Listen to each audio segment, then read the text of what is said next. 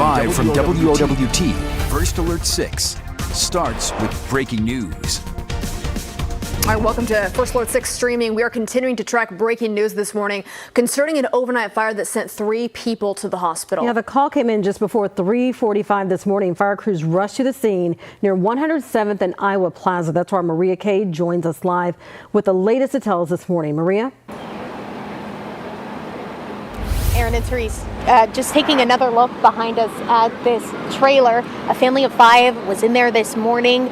Shortly after 3:30 in the morning, the call went out to dispatch saying that the house was on fire, and now those 5 family members will not be able to return back to their homes. As we've been here all throughout the morning, there have been multiple crews who have come to help out with putting the fire out and with the investigation in the aftermath.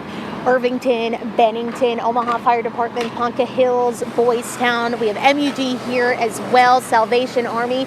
Take a look right now. I mean, they are still spraying this house down. They say the fire was put out for the most part about 45 minutes after the crews got here. But as you can see, they are still working on it just to make sure that everything is put out.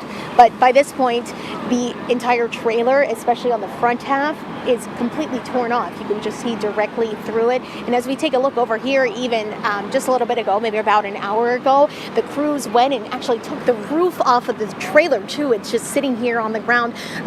Really a sight to see in aftermath of this trailer fire. Of course, that family, there were those 5 family members there. Irvington Fire Department tells me 3 of them were taken to UNMC. 1 person is there in the hospital in critical condition. We don't know the extent of the injuries for the other 2. Sounds like they will be okay. The other person, we still don't know how they're doing. We're going to keep tabs on this, continue to keep you updated throughout the day as we work to learn more. Another thing, too, I want to mention the heroic story that we only brought you here on First Alert 6. Speaking with the backyard neighbor of this family, she was awake in the middle of the night, heard loud popping sounds, and jumped to the rescue with her brother. They actually were the ones who were banging on the windows of this trailer behind me to wake that family up in the middle of the night and get them out as safe as possible. Some of them have burns, according to that neighbor, but for the most part, we know that they are all out and safe. And, in the aftermath of all this, that's all that we can ask for. So, Aaron and Therese, I'll send it back to you for now. Maria, thank goodness for that. A neighbor who woke up and got them out. You can see her hand when she was interviewing, it had it all wrapped up. She has glass in her hand. All right. If you haven't seen that interview, if you didn't see it, go to our website, firstalert6.com. It is emotional and impactful. So I want to say good morning to you. Thank you so much for joining us here on First Alert 6 Streaming. I'm Cerise Cole. Aaron Hartley, joined by meteorologist Jarrett Lansford and Senior Chief Meteorologist Rusty Lord. Some more positive news. We can get to more beautiful forecast. Yeah. Hitting 90 today. I think it's going to be good. Yeah, this will be the day, though, where we probably have the most humidity. So it may not feel quite as good as the other days, but I think it's going to have a lot of that good summer feel that we're wanting here.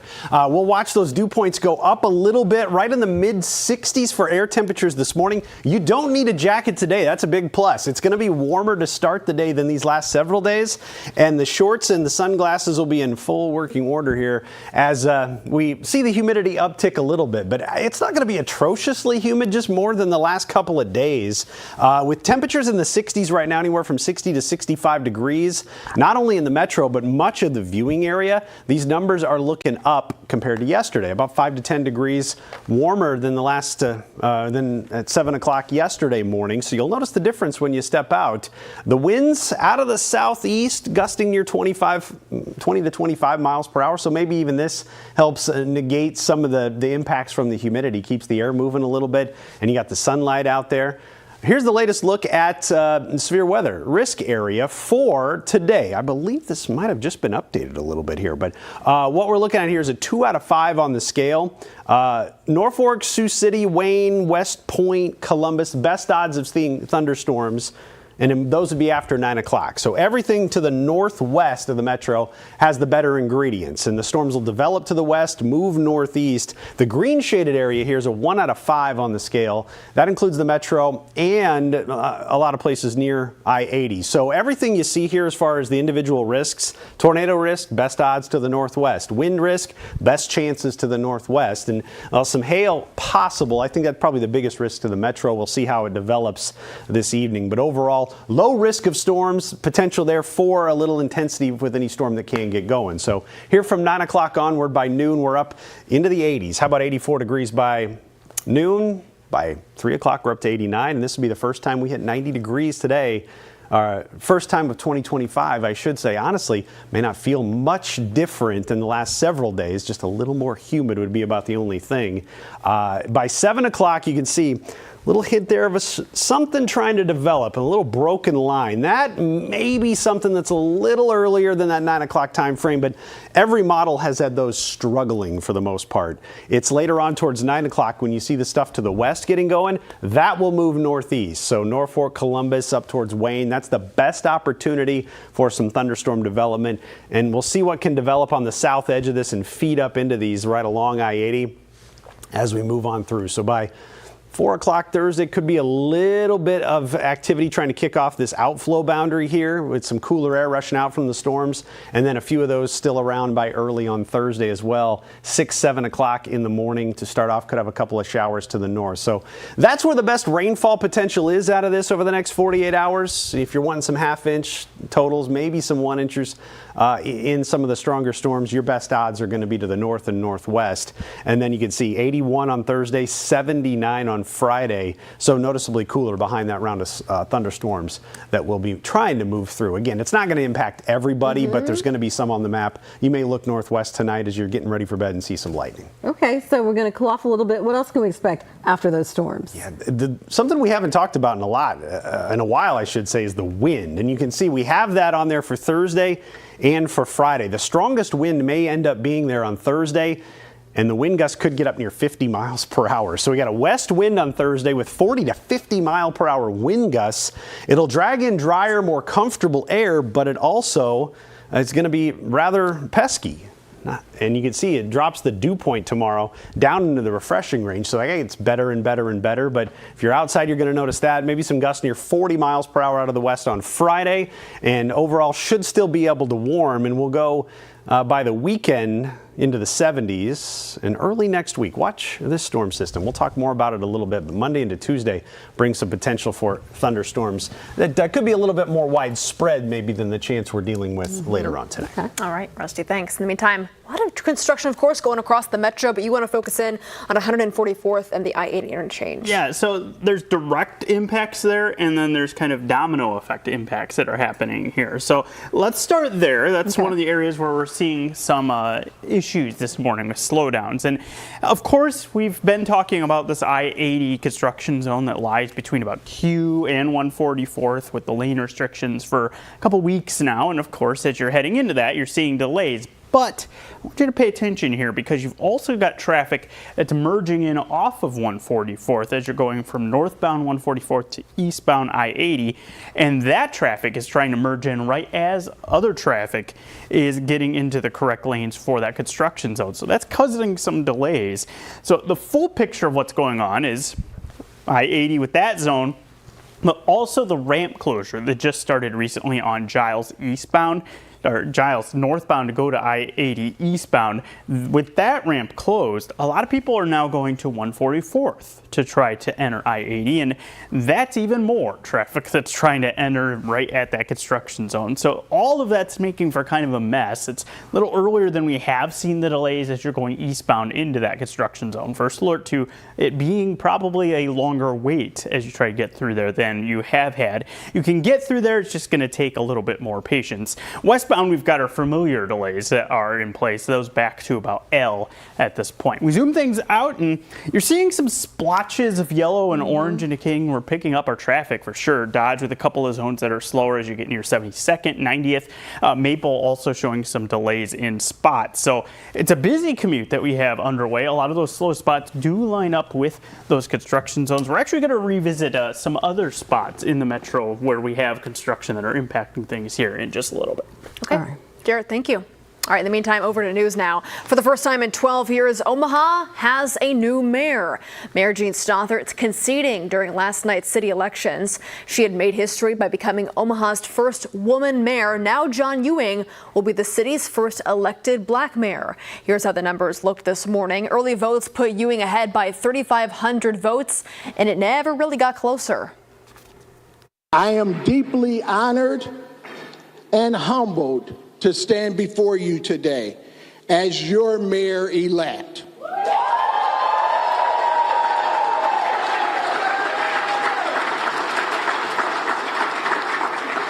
I received a phone call from Mayor Stothard about 15 minutes ago congratulating me, and I just wanted to come out and share that with you all. While the result made history, it also denied history at the same time. Mayor Stothard was going for a record 4th term. In her concession speech, she congratulated Ewing on his victory. Stothard also told her supporters she has no regrets whatsoever, and she's confident in Omaha's future. I'm proud of 12 years of progress, determination, and success. I'm grateful for...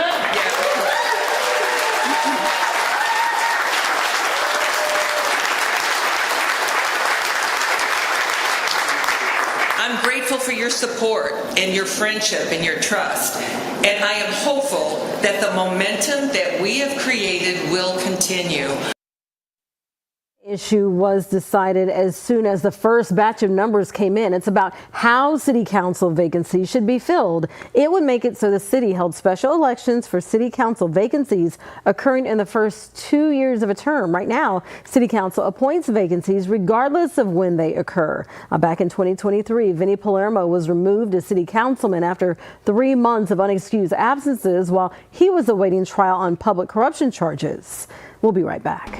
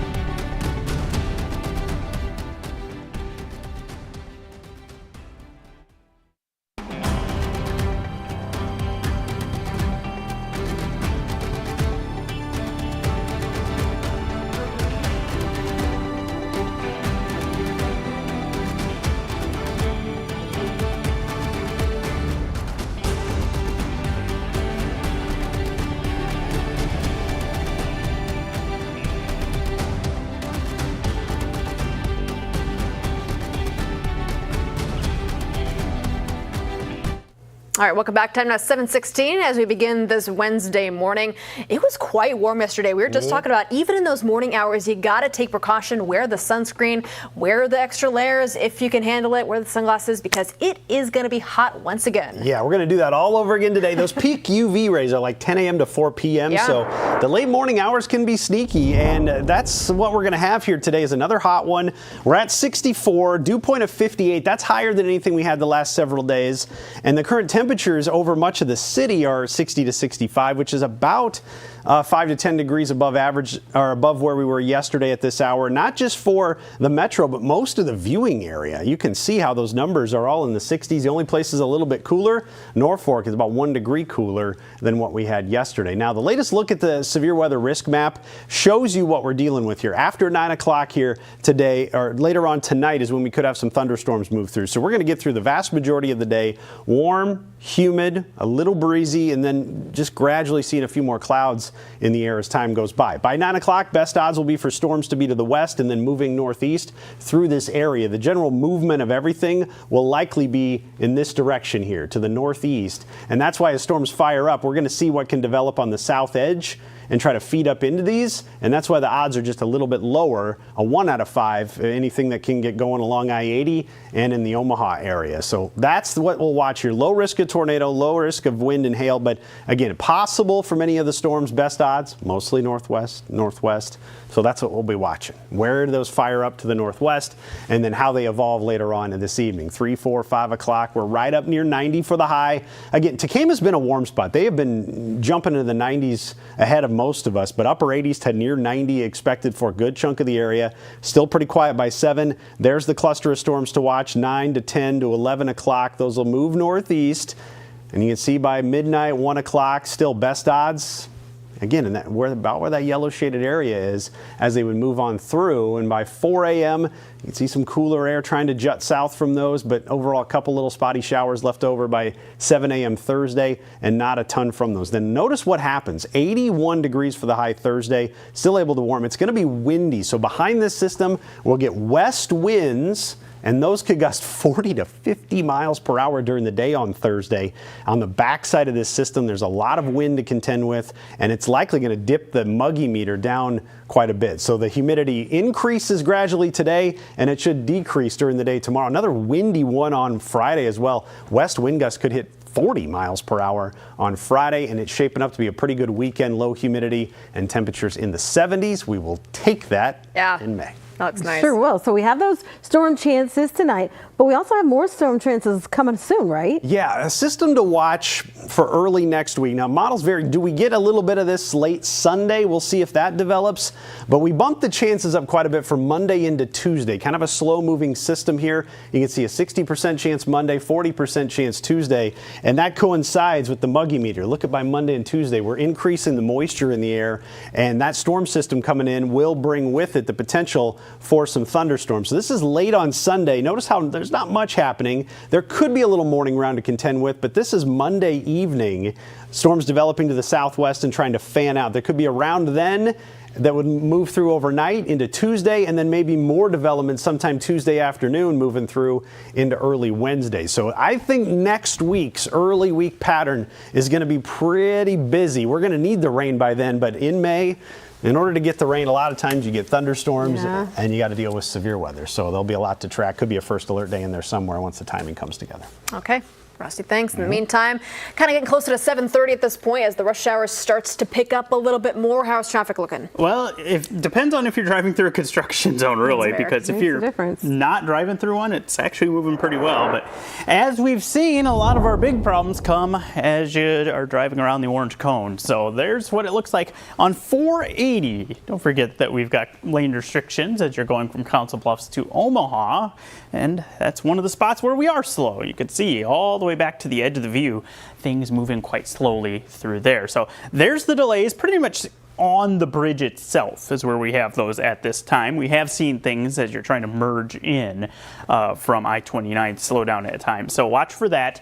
Other spots that are slow include Millard, as we're seeing people work around the 144th construction zone. A lot of these side roads with people trying to find different routes are slow.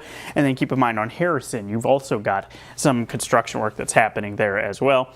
And then one more slowdown. This is not necessarily construction related, but I have noticed pretty slow on Highway 6 right around Ashland, if that's a route that you maybe use to avoid I-80 and go to Lincoln or come toward Omaha. Watch for that. That's slow. And then, of course, our I-80 zone also having some struggles, but mostly if you're outside of any of those like 5 or 6 places that I just listed, you're moving along pretty well as we're starting off our Wednesday. All right, we'll take that, Jared. Thank you. Well, showcasing new films on the worldwide stage. Yeah, an early look at the summer blockbuster that's on a mission to steal the show when First Alert 6 streaming comes back.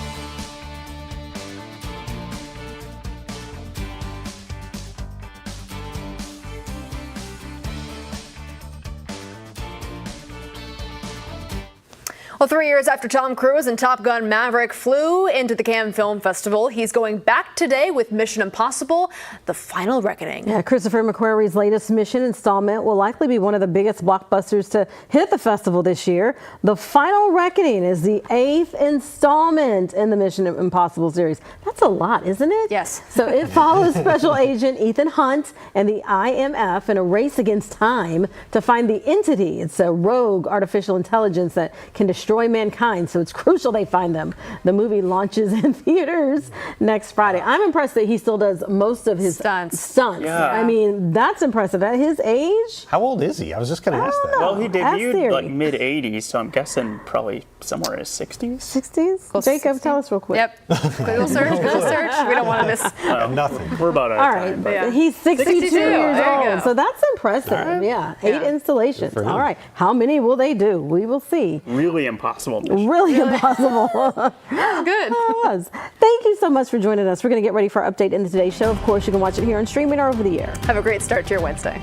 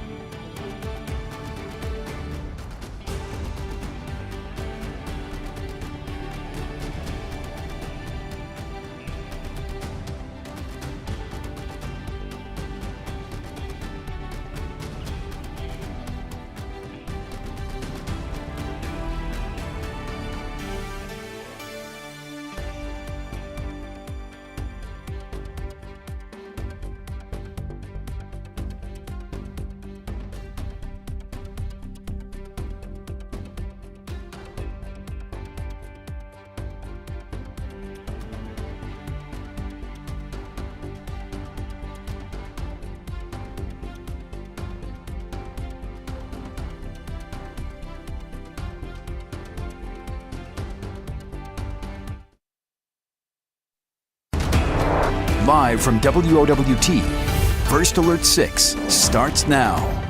Good Wednesday morning to you. It is 7:26. I'm Cerise Cole. I'm Erin Harley. Let's get an update on traffic this morning with Jarrett Lansford. Lots of construction around the metro, Jarrett. And it is where we're seeing our delays in the early going. This is as you're entering eastbound to that construction zone on I-80, right around 144th. You also have additional traffic coming in from 144th for people who aren't using Giles to access I-80 with that ramp closure. So you can see all the oranges and reds just kind of lighting up in this area as everyone navigates that construction. There's a little extra patience that you head through there. Of course, westbound is also slow entering that zone, right up to about L where the delays stretch. And then as you're entering 480 to go over the Missouri River from Council Bluffs, watch for delays there. Rusty. Warmer morning out the door too, Jared. A lot of air conditioners maybe running, or it is a little more humidity in the air. We got 60 to 65 right now. It's a little muggy out there to start the day. The temperature and the dew point are going to go up a little bit today. We're in the upper 50s right now, just hanging on to the pleasant range. But notice, going through the afternoon, the muggy meter goes up a little bit. So you can feel some humidity. And then the temperature climbs to near 90 for the first time. We've been 89 4 times. We have not hit 90 yet so far officially for 2025. I think we can get it done today. Storm chances to watch for tonight after 9 o'clock. Best odds, yellow shaded areas. So Tacoma to Norfolk to Columbus, Wayne, West Point, lesser of a chance at Omaha and Lincoln. Most will probably end up being to the northwest later on tonight. Should be pretty quiet during the day, though. Aaron? Well, breaking news we have been following. 3 people are hurt after this early morning house fire. Crews were called to the area of 107th and Iowa Plaza just after 3:30. Authorities say 3 people were taken to the hospital, 1 with potentially life-threatening injuries. They say the fire was under control in about 45 minutes. Nebraska State Fire Marshal has been called to investigate. All right, everybody, it is 7:28. We are back with another update for you in about 25 minutes. We'll see you then. Have a great day.